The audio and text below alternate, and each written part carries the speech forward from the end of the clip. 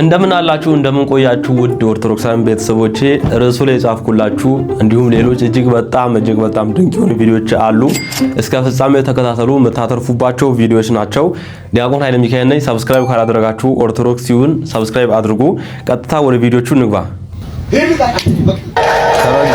አረግዚዮ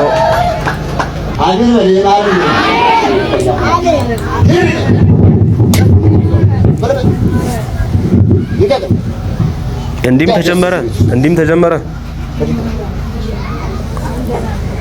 በይቱደና አልተያዘሉት ማለናፈስ አልተያዘሉት መናፈስ የለም ዘምሮ መታረቁት ስለዚህ ሰሞኑን ይጠብቁ እሺ ህዝቤ ዕውቀት ከማጣቱ የተነሳ ጠፋ አይደል የሚለው መጽሐፍ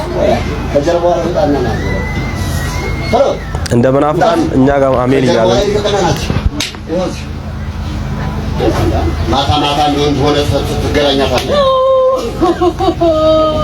አሜን በሉ የደንገለች አሜን በሉ ኢየሱስ ክርስቶስ አፈር ያስበላ መድኃኒዓለም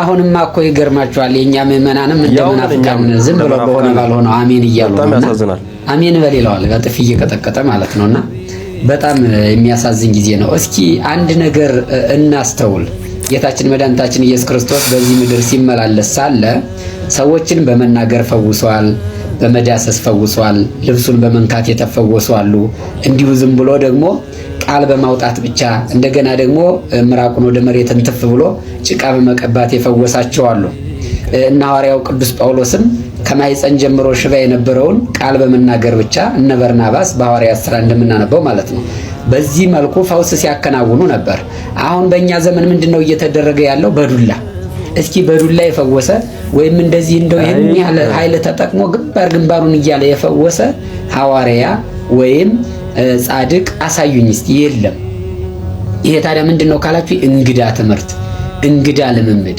ሰይጣናዊ ልምምድ ሰይጣንም በዱላ የሚወጣ አስመስሎ የመሳል ልምምድ ነው ማለት ነው አያችሁት እንግዲህ ምን ያህል ኃይል ተጠቅሞ እንደሚወግራቸው ሰዎችን ተመልከቱ ማለት ነው አያሳዝንም አሜን ይላሉ ደግሞ ተቀምጠው ታዲያ እና ከፕሮቴስታንት ምንም ተሻለን እግዚአብሔር ስልክ ቁጥሩ ሲነገረው እዚህ አሜን የሚል የሚዘል የሚጨፍር ትውልድ ነው ያለው እዚህ ጋም በጥፊ ተመታህም አሜን ትላለህ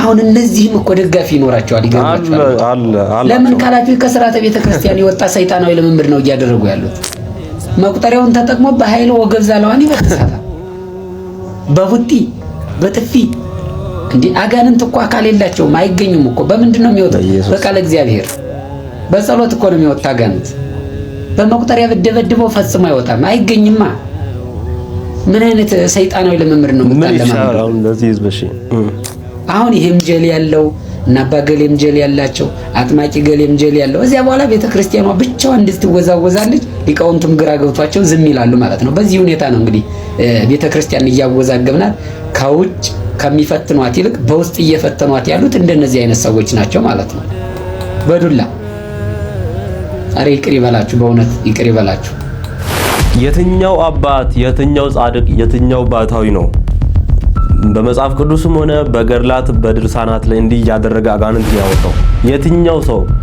የትኛው ጻድቅ አረ ምመኑ ምን አይነት የእውር ድንብር ውስጥ ነው ያለው መብራንን ጴንጤ ጋር ፕሮቴስታንት ጋር ዛም እንጠራውን ነገር ዝም ብሎ እንደ በግ አሜን ማለት እንዴት ሰው በዚህ ዘመን አያስተውልም በእውነት አሁን ወንድማችን እንዳለው እንዴ ተከታዮች ይኖራቸዋል አሁን እነዚህ ሰዎች እና እባካችሁ አብዛኞቹ የኦርቶዶክስ ቲዩብ ቤተሰቦች እንዲህ አይነት ነገር እንደማይሸውዳችሁ እርግጠኛ ነኝና እባካችሁ እንጠንቀቅ ከእንዲህ አይነት ሌቦች አጭበርባሪዎች አጥማቂን ባዮች ራሳችንን እንጠብቅ እንዳልካቸው ዘነበ የሚባል ልጅ ሰሞኑን ሚዲያ ላይ ወጥቶ ስለ እምነት የሚያወራው ነገር አለ ምን ሰማው እንዳልክ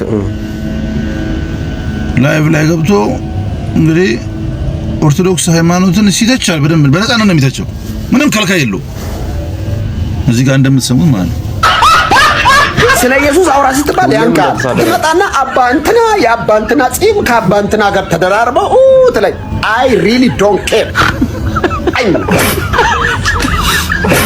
ስለ ኢየሱስ እናውራ ደስ ነው የሚለኝ ደስ ስለ ቤዛነቱ እናውራ ይልና ሃይማኖተኛ ከጀርባው 38 የፈረንጅ ስዕል ደርድሮ 100 ብር ቤዛ ነው ይላል አፍንጫውን አዙሎ። ስለዚህ አሁን እንደዚህ አይነት ቡችሎችን በእንጭጩ መቅጨት የሚቻለው ለህግ ተጠያቂ ሲደረጉ ብቻ ነው። በህግ ተጠያቂ ሲደረጉ ይሄን ነው የምንለው እኛም። ያለበለዚያ ሌላ ሃይማኖት ላይ ይነሳል ማለት ነው። አንዱ ላይ ሲነሳ ተው እየተባለ እንደዚህ አይነቱ ደግሞ በነፃነት ወጥቶ የሚናገረው ወይ ከጀርባው ሰው አለ ወይ የሆነ something በልበል የሚለው ማለት ነው። ስለዚህ እንደዚህ አይነቱ በጊዜ መኮርኮም አለበት። አንድ ሰው የራሱን ሃይማኖት በነፃነት እንደፈለገ መከተል ይችላል። ግን የሰው ሃይማኖት ላይ የገባ እንደዚህ መናገር አይችልም። ዝምታም ደግሞ መጥፎ ነው። በነገራችን ላይ ብዙዎቹ ዝም የሚሉት ላይክ somebody የሚጠይቅ አካል አለ ብለው ነው። ስለዚህ ይሄ ልጅ መጠየቅ አለበት። ለሚናገረው ንግግር ኃላፊነት መውሰድ አለበት። በሚዲያ ወጥቶ ነው በጋድ እያወራ ያለው ማለት ነው። ስለዚህ ሌላን ለማስቆም እንደዚህ አይነቱን በእንጭጩ መቅጨት ያስፈልጋል ለማለት ነው። በሐሳቡ እኔ 100% እስማማለሁ። ምንም የጨመረው ነገር የለም። ምን ትላላችሁ እናንተ? በእንጭጩ መቀጨት አለባቸው እንዲህ አይነት ሰዎች። ላይቭ በገባ ቁጥር ሁሌም እንደተሳደበ ነው እንዳልክና አንድ መፍትሄው የቤተክርስቲያን የህግ ክፍል ነው ብዬ አምናለሁ። ቢሮ በዱጋ ይመራል፣ በቆቋም አይመራል፣ በብሉይ በሐዲስ ቢሮ አይመራል። ይሄን ማወቅ አለብን። እኔ አሁን ለምሳሌ አንድ ደብረ አለቃ ቢያደርጉኝ አልችልም እኔ። ምክንያቱም የሐዲስ ኪዳንና ብሉይ ኪዳን ቀኔ ነው እንጂ ማቀው ቢሮ እንዴት አድርጎ መመሪያ እንደሚሰጥ ወረቀት እንዴት እንደሚበር ሞዴል ምናምን በልጣ ጣጣውን አላውቀውም። አንድ ዋልድባ የኖረ መነኩሴ ብድግ አድርገህ የካቴድራል ሥላሴ ወይም የምስካየዙና አለቃ ምኑን ከምን ያደርገዋል? መንፈስ ቅዱስ ይማረው እንደ መንፈስ ገንዘብ አይመራም። አንዳንድ ጊዜው ሲኖዶስን መንፈስ ቅዱስ ይማረዋል ይላሉ እንላለን። ላይመራውም ይችላል። ስለምን ጉዳይ ሲወይ ነው መንፈስ የሚመራው? ስለመጀት ሲወይ መንፈስ ሊመራው አይችልም። እንዴ ክርስቶስ እኮ በመካከላችሁ እገኛለሁ ብሎ እኮ መለኪያውን አስቀምጧል። ሁለቱም ሶስቱም ሆናችሁ ብትሰበሰቡ በመካከላችሁ እገኛለሁ አይደለም ያለው፣ ላይገኝም ይችላል በስሜ ነው ያለው። ለምሳሌ 1 ሚሊዮን ሰዎች ለአድማ ቢሰበሰቡ ብዙ ናቸውና ብሎ ለብዛታቸው ክብር ሰጥቶ አይገኝም ክርስቶስ በመካከላቸው።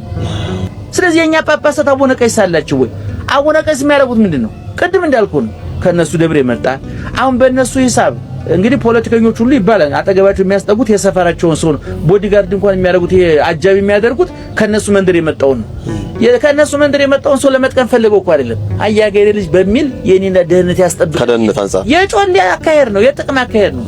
ያገራችን ልጅ የኔ ቢጤ ሆኖ ቢያገኝ እንደቱ አልካሉት። አሁን አንተ በስራ ትንሽ ለውጥ ስታመጣ አንዱ መቶ ያገሬ ልጅ ይችላል።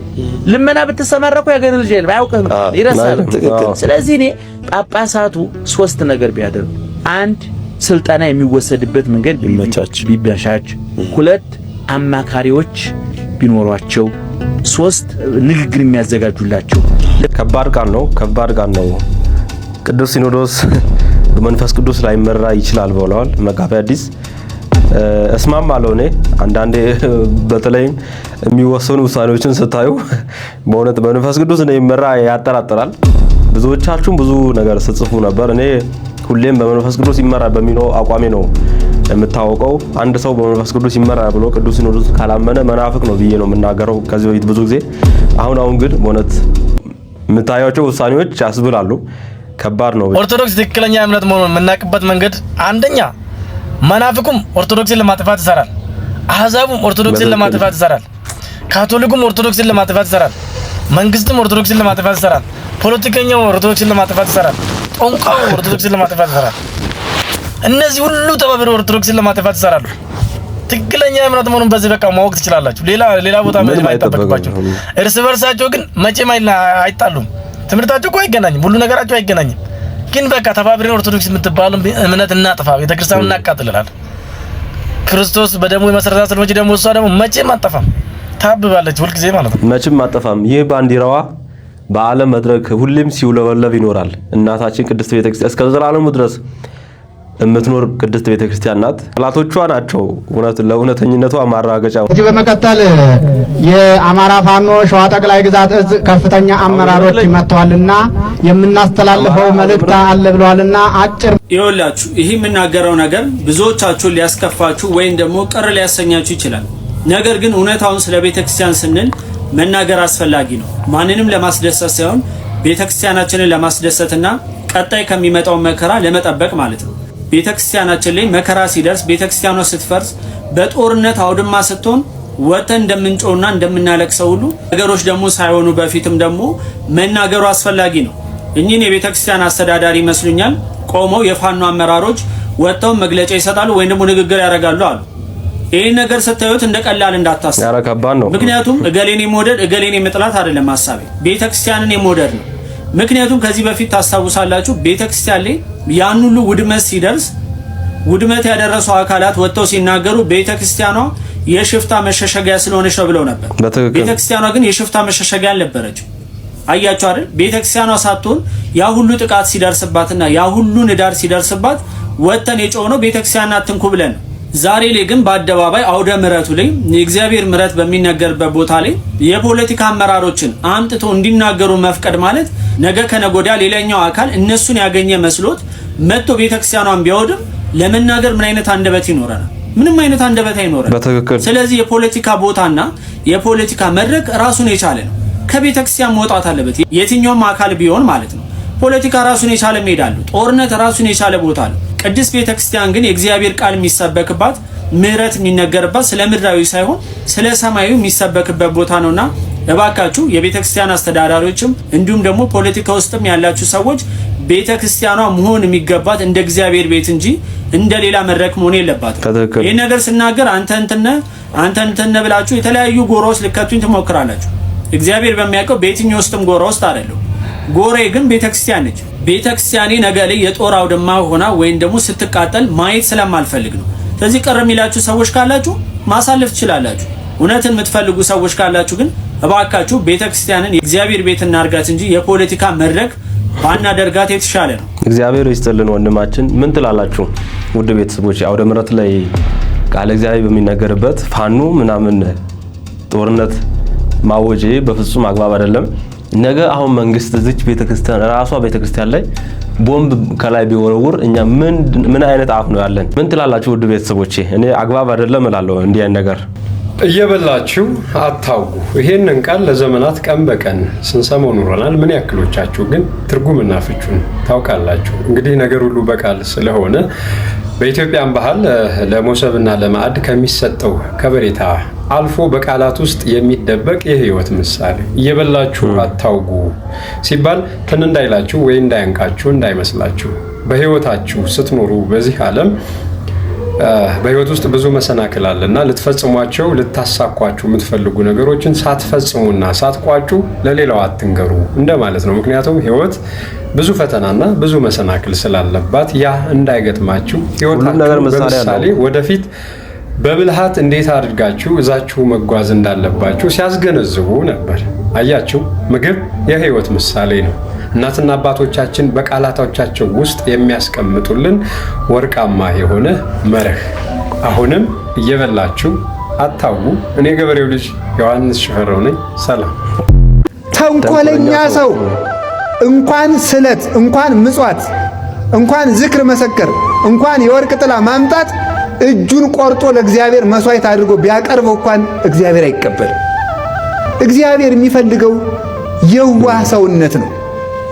እግዚአብሔር የሚፈልገው ቂም የሌለበት ህሊና ነው። ተመልከቱ፣ እግዚአብሔር ጥቀ ኄር እግዚአብሔር ለርቱዓነ ልብ እኮ እንደዚህ እኮ ነው። እግዚአብሔር ልቡናቸው ቅን ለሆነ ለእስራኤል ቸር ነው።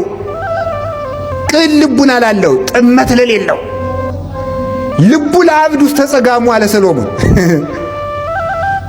የሰነፍ ሰው ልቡ በግራው ነው። ይኸውላችሁ እንዴ የሌላ ሰው ልብ በቀኝ የአንዱ ሰው ልብ በግራው ነው እንዴ? የሰነፍ ሰው ልብ በግራ ነው ማለት ሁልጊዜ ግራውን ነው የሚያስብ ማለት፣ ጠማማ ነው የሚያስብ እና ርቱዓነ ልብ መሆን ይገባል። በሰረቀለል ለጻድቃን ወደ ርቱዓነ ልብ ተፍሲት። ይሄ እኮ ነው በቃ ርቱዓነ ልብ ለሆኑ ለአብርሃም፣ ለይስሐቅ፣ ለያዕቆብ ብርሃን ክርስቶስ ተወለደላቸው። ለጠማማው ግን ክርስቶስ ሐዘን እንጂ ደስታ አይደለም። ይሄ ጾም ሲያልቅ ክርስቶስን ልደት እናከብራለን። አዎ በሰረቀ ለጻድቃን ብርሃን ክርስቶስ ለጻድቃን ለአብርሃም፣ ለይስሐቅ፣ ለያዕቆብ ተወለደ። አንድም መጽደቅ ለሚሹ ሁሉ ተወለደላቸው፣ ለጠማሞች ግን ተወለደባቸው። ዝንቱ ሕፃን ስዩም ለድቀቶም ወለተንሥኦቶም፣ ይህ ሕፃን ለውድቀትም ለትንሣኤም የተሰየመ ነው። ክርስቶስ ለጠማሞች ውድቀታቸው ነው፣ ለቅኖች ትንሣኤያቸው ነው። ክርስቶስን ያህል ጌታ እያመለክን፣ ገነትን ያህል ሀገር ተስፋ እያደረግን፣ ድንግል ማርያምን ያህል እናት እያለን፣ መስቀልን ያህል ጋሻ እያለን መነሳት ያቃተን ለምን ይመስላችኋል? ጠማሞች ስለሆን ነው። ጸሎት አንሶን መሰላችሁ? ማህሌቱ አንሶ ነው? ሰዓታቱ አንሶ ነው? ቅዳሴው አንሶ ነው? ከኢትዮጵያ በላይስ ይሄ ላሳር ነው። ከኢትዮጵያ በላይ ሰዓታት መላእክት እንደሆኑ እንጂ፣ ከኢትዮጵያ በላይ ማህሌት መላእክት እንደሆኑ እንጂ፣ ከኢትዮጵያ በላይ ጾም መላእክት እንደሆኑ እንጂ፣ ከኢትዮጵያ በላይ ምጽዋት በፍጹም የለም። ታዲያ ግን ጠማማነታችን፣ ተንኮልነታችን እንደ እስራኤል ነው። ጠማሞች ነን፣ በእውነት ጠማሞች፣ ቀናተኞች፣ በባልንጀራችን ማማር ደስ የማይለን ጉጻጉጾች ነን በእውነቱ።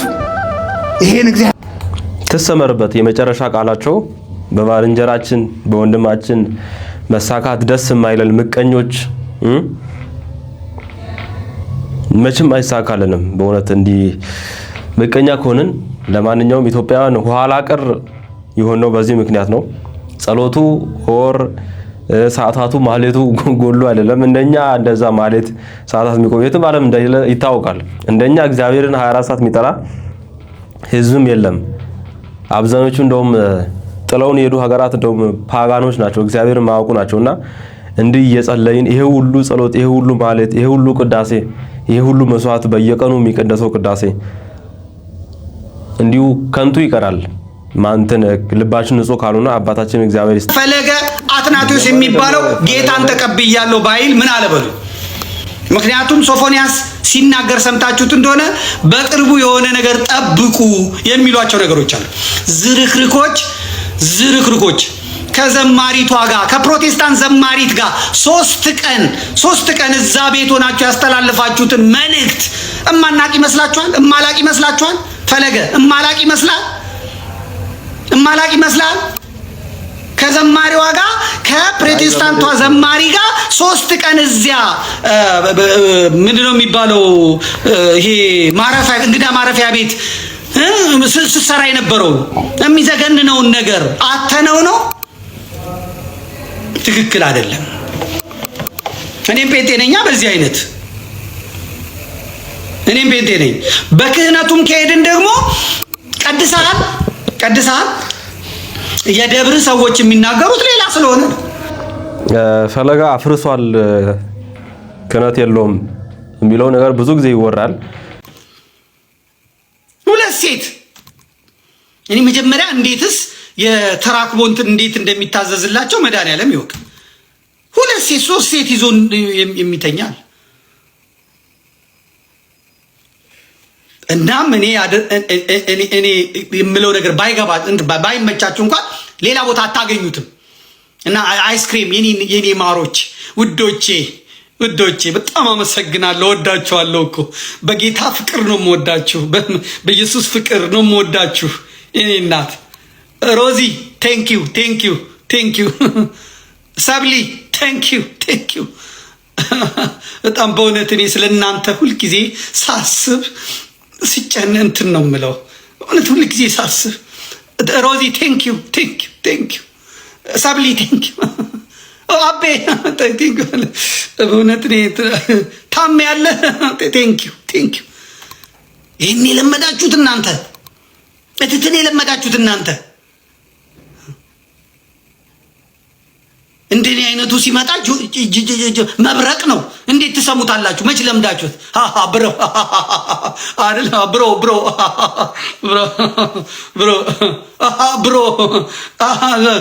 ይሄን የለመዳችሁት እናንተ። በቃ አራዳ የሆነ ምናምን እከሌ እኮ ጭስ ነው፣ እከሌ ሲያስተምር ወንጌል ሲያስተምር ራሱ በሚገባ መልኩ ነው የሚያስተምረን። ሎ ብሮ ይሄን የለመዳችሁ በእናንተ በቃ አዲስ አስተሳሰብ፣ አዲስ ትምህርት፣ አዲስ አፕሮች መጥቶ ከዛ ዘመድኩን ሲመጣ ሪፖርት አድርጉ ለናገር። እኔም አንተ መቀመጫ እያየ ዳሌ እያየ ዱቄት እያየ ሪፖርት አላስደረኩብህ፣ መብት ነው። እኔም ደግሞ ስናገር እኔም ልደመጥ ልሰማ ነው ያልኩት። እኔ አይ ዶንት ኖ ለምን በዚህን ያህል ልክ በእውነት ልጆችን ጎትቶ ለመጣል መሞከር። ዘመዴ ከዚህ ውጪ ስራ የለውም። እኔ ዘመዴ ማመን ካቆምኩ ቆይቻለሁ። ዝም ብሎ የሚጮህ ቆርቆሮ እንደሆነ ነው የሚሰማኝ። አሁን በቃ ከአኬ ጀምሮ በተለይ አኬ ላይ ከተናገረው ነገር ወዲህ አንድም ነገር በቁም ነገር መወስዶ ሰው አይደለም።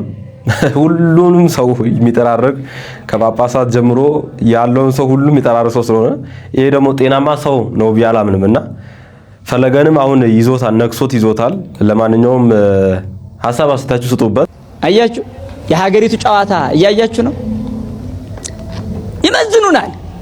አንዳንዴ እብድ ፓስተር አስነስተው ገድላት ተአምራትን እንዲነቅፉ ያደርጋሉ። ይሄን የሚያደርገው ራሱ መንግስት ነው አይደለም። አንዱን አስነስተው አለ ሲሰነጠቅ አየሁ እያሉ የእብደት ትንቢት አስመስለው ራሳቸው የነገሩትን እንዲናገር ያደርጋሉ። ራሱ ነው ማንም አይደለም። ሚዛን ነው። የት ላይ ናቸው እየተባሉ ነው ያለው። አይምሯቸው ደንዝዟል። ትክክል ሰርቷል የተሰራው ማደንዘጃ ወይስ አይደለም ነው እኮ። አዎ አደንዝዘውናል። መግደል መሸነፍ ነው ብለው ሰብከው አደነዘዙን። ነብይ ማለት ነው። መግደል መሸነፍ ነው ያለ መንግስት አሁን ገዳይ ሆኖ መጣ። መሸነፉ አየኸው በራሱ መሰከረበት። አረ ማን ነው ግደል ያለው? አሁን መግደል መሸነፍ ከሆነ ለምን ይገላል? ግልጽ በሆነ ቋንቋ ያጣሉናል። አሰራቂ ነን ብለው መሃል ገብተው ይበጣብጡናል። ቤተክርስቲያኑን የሚያቃጥለው ኢፌክ ነው፣ ጅልነት ነው። ይሄ ለንግግራችን ጥንቃቄ ማድረግ አለበት። ኦርቶዶክሳዊነት ማንነቱ ስም ባይጠራ ይሻላል። አድማስ ወዲያ ማለፍ የሚችል ከናጀብ አልፎ የሚሄድ አድማስ የማይገድበው ጽርሐ አርያም ብትፈልግ የምታገኝበት ማንነት ያለህ ነህ። በሚያልፉ መሪዎችና ባጭበርባሪዎች የምንታለል አለመሆናችንን መግለጽ ያስፈልጋል። ይሄ ነው ተው ማለት ያስፈልጋል። አይነት መጭበርበር የሚባል ነገር የለም። እየሰማን ነው አይደል?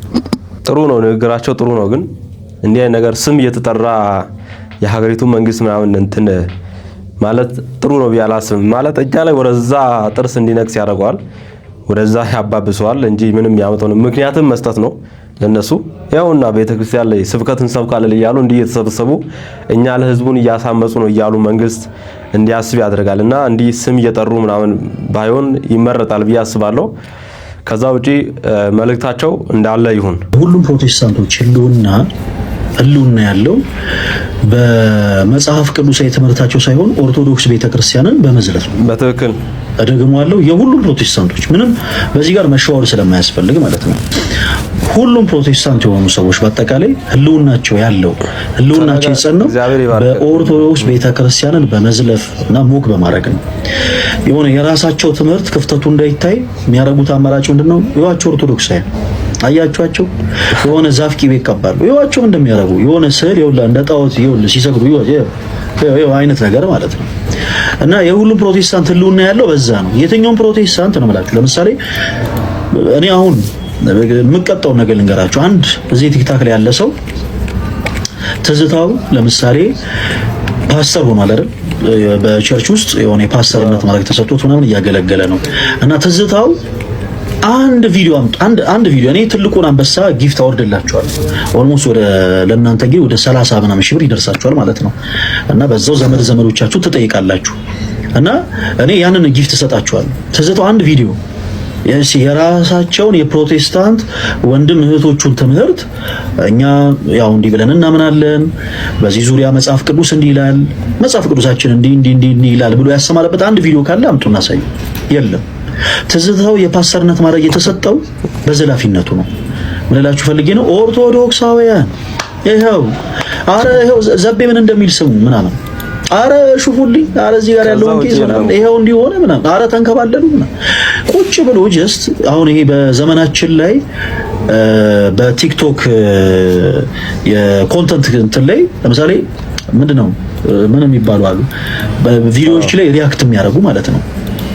የሆኑ ቪዲዮዎች ይመጣሉ ሪያክት የሚያደርጉ ሰዎች አሉ እና ተስፋው ሁሌ ጀስት እንደዛ ነው የሚያደርገው ቁጭ ይላል ኦርቶዶክስ ቤተክርስቲያን እንዲህ ናት ኦርቶዶክስ ቤተክርስቲያን ባጭሩ ህልውናቸው ያለው ኦርቶዶክስ ቤተክርስቲያን በመዝለፍ ትልቅ የምትሉት ፓስተር እዛ ትልቅ የፓስተርነት ማድረጉ ላይ ከመረሱ በፊት በደንብ አድርጎ ኦርቶዶክስን ይዘልፋል ዛሬ ላይ ትልልቅ ስም ያላቸውን የፕሮቴስታንት ፓስተሮችን በአጠቃላይ ስም ጥሩና ሰብሰብ አድርጋችሁ የቆየ ቪዲዮአቸውን ተመልከቱ ሁሉም እዚህ ደረጃ ለመድረስ በመጀመሪያ የሚያደርጉት ነገር ኦርቶዶክስ ቤተክርስቲያንን መዝለፍ እና እንዲህ አይነቱ አካሄድ በጣም የታወቀ ነው እግዚአብሔር ይባርክልን ወንድማችን ቃልዮትን ያሰማልን እንግዲህ እንዲህ የበኩሉን አስተዋጽኦ ያደረገ የሚታገለውን ልጅ ነው ዘመዴ እየወጣ የሚነክፈውና ወደ ኋላ ለመጎተት የሚሞክረው ያሳዝናል ለማንኛውም ብዙ ልጆች ናቸው እንዲህ እየታገሉ ያሉት እና ብዙ ነገርም ይወራባቸዋል ግን ወደፊት እየቀጠሉ ነው ያ ነው እኔ ትልቁ ወደፊት የሚታየኝ ነገር ደስ የሚለኝ ነገር እና አሁንም ቀጥሉ ማለት ፈልጋለሁ እግዚአብሔር ያበርታችሁ